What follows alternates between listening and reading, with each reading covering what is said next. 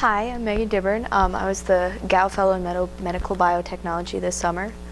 I spent 9 weeks working in the lab of Dr. Gow. He's a professor and PI at the University of Maryland School of Medicine in Baltimore. Current research interests in his lab include development of photoprobes, especially those related to calcium. And here's just a picture of the entrance to the lab building. My own project this summer involved synthesis of a brand new positively charged version of a certain fluorescent dye, and neutral and negatively charged versions of this dye are already known.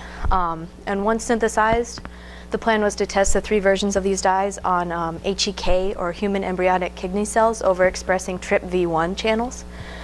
TRPV1 channels are associated with the perception of heat. And so capsaicin, or the essence of heat isolated from chili peppers, would be used to open the channels. And from the information gained, we would be able to infer the ion selectivity of the TRPV1 channels. But we ran into a number of setbacks. So the synthesis ended up taking the entire 9 weeks that I was in the lab. Some of the products weren't stable, and they would decompose, or they would form, or they would react with themselves in solution, and so it took the whole 9 weeks. The process for synthesis involved 3 main steps. The first step involved creating a precursor molecule from the negatively charged version of the dye.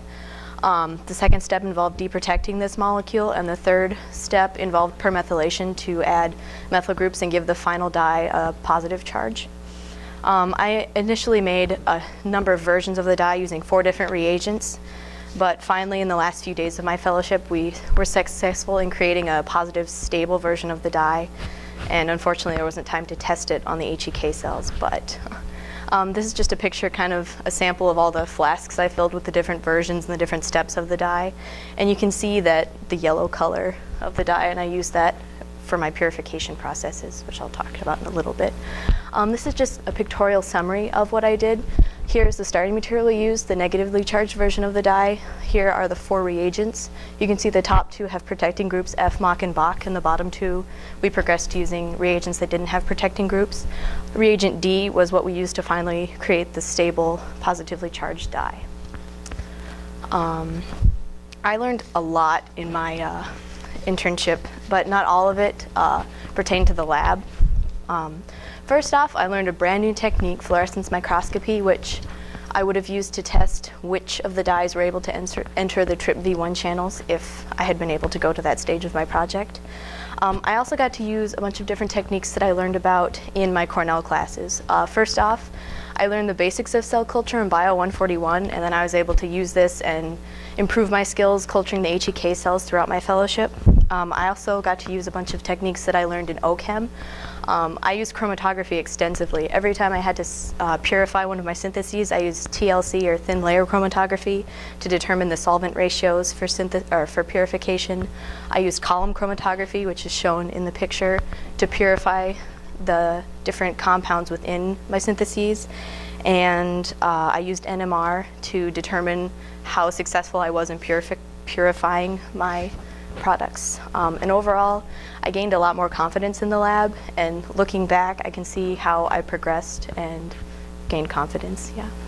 Outside of the lab, I also learned a lot about just living on my own. Even though I was on a stipend, I learned budgeting, I learned how to cook for myself, and I even got to try out Indian cooking. One of my coworkers was Indian and wrote a cookbook and gave me a free copy so I could try it out.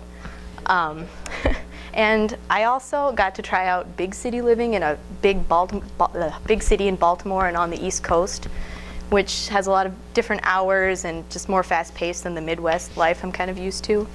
And finally, it also led me to some realizations about my future academic and professional goals. Even though I really enjoyed my fellowship, I kind of determined that a purely research-based career is not right for me, and I think my original plan to go to med school is more fitting. But I also kind of discovered that there's such a thing as a PhD MD program in which I could still be a doctor but also pursue research interests. I thought, so I'm kind of looking into that right now. And overall, I really enjoyed my fellowship, and I would do it again if I could. Just to wrap up, I'd like to give a thank you to my site supervisor, Dr. Gao.